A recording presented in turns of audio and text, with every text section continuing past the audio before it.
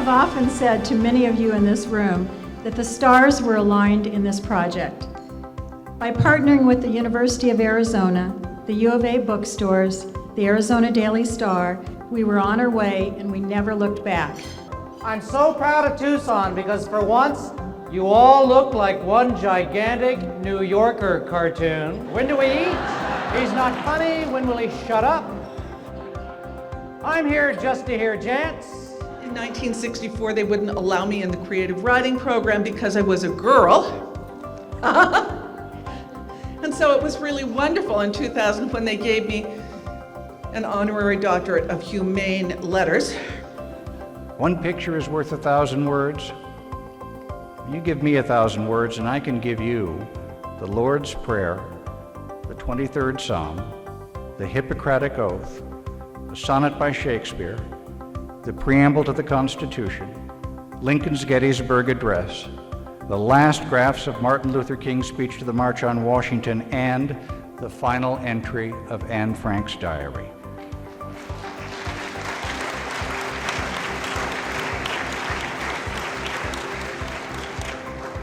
You give me 1,000 words, I wouldn't trade you for any picture on earth. The more you write, the harder it gets, because you don't want to write the same scenes over and over. You want to keep it fresh. I'm in my 80s and I still love to write. Sports writer is the only occupation in journalism that I know of which is one word. It's as if the subject can't be separated from the journalist. Sports writer, one word. Everything else is two words.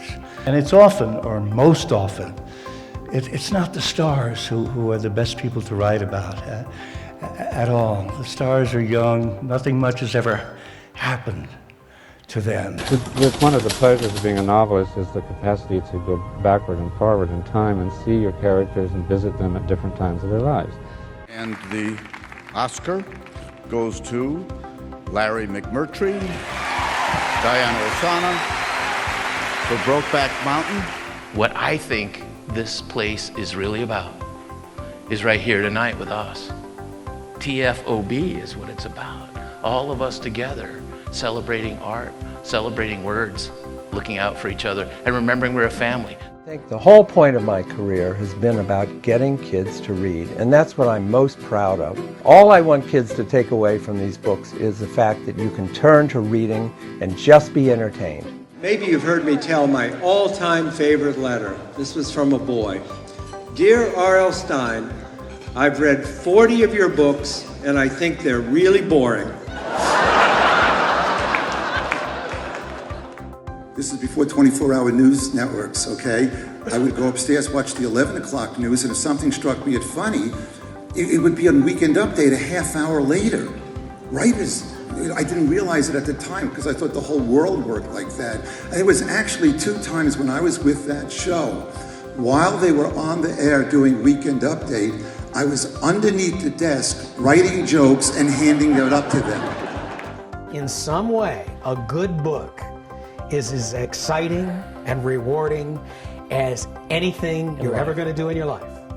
The previous winners of the Founders Award are all iconic authors, and 2 of them, Elmore Leonard and Larry McMurtry, are personal heroes of mine. Just keep writing your brains out, because I think for all of us, I hope, maybe you share this, that for me, reading what you have written, reading great work is the greatest and most reliable inspiration and consolation that I've ever felt.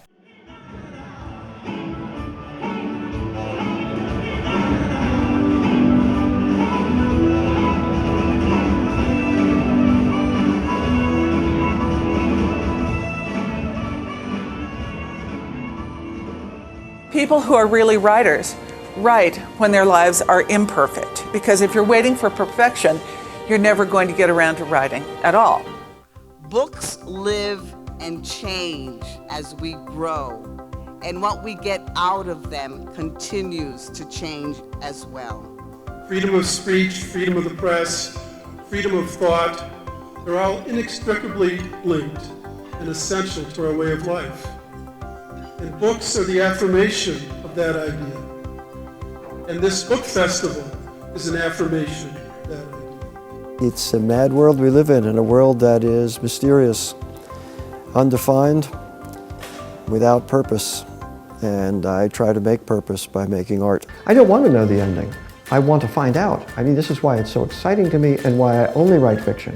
You never know. I never know whether it will come together or not, or how it will come together. I love this festival.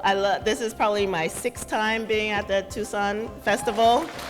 I want to say to the writers, first and foremost, thank you for telling your stories, for giving us a way to walk through the world, for giving us a way out of no way. That when we read a book, we come out of it different than we were when we went into it. I was someone different when I left that book. I was someone with more empathy. I was someone with who was more thoughtful, and I was someone who just wanted things to be different in this world. When I was United States Poet Laureate, and I love saying that, it's a great way to start sentences. Poetry has become, it's probably the most egotistical of the arts because the self is foregrounded and the self is the subject, the I. When I was around 37 or 38 years old, I discovered something. I discovered this voice. That voice was formed by reading. That voice had an external source. And I think most of your authors will agree that you learn your voice, you learn how to write from other writers. First Latino to get the award. You know, the first time we heard there was going to be a Tucson Book Festival, my wife and I were a little arrogant. You know, we're like, oh, okay, yeah. You know, we'll go. Maybe it's going to be like in a plaza somewhere out on Broadway or something. And we got here and we thought, oh my God, man. To go in the green room, if you're like me, I don't consider myself some kind of great author. I'm a fan. And, you know, to go in the green room and see the authors who were present made me lose my mind. I wrote a poem called The Undefeated. I'll end with that. This is one of the books that's coming out from Versify.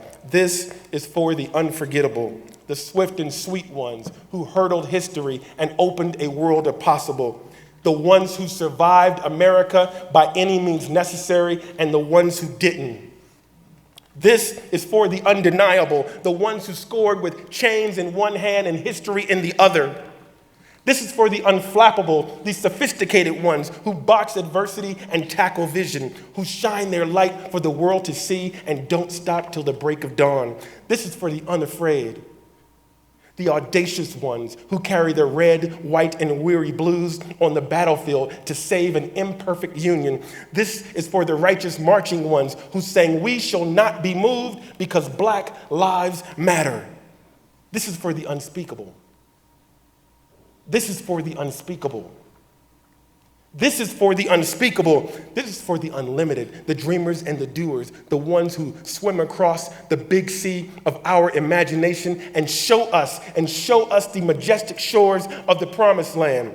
The Wilma Rudolphs, the Muhammad Alis, the Althea Gibsons, the Jesse Owens, the Jordans and the LeBrons, the Serenas and the Cheryls, the Nana Kwames, the Wayetu Moores, the Reese Whitleys and the undiscovered. This is for the unbelievable, the we real cool ones. This is for the unbending, the black as the night is beautiful ones. This is for the underdogs and the uncertain, the unspoken but no longer untitled. This is for the undefeated. This is for you and you and you and you and you. This is for us. Thank you.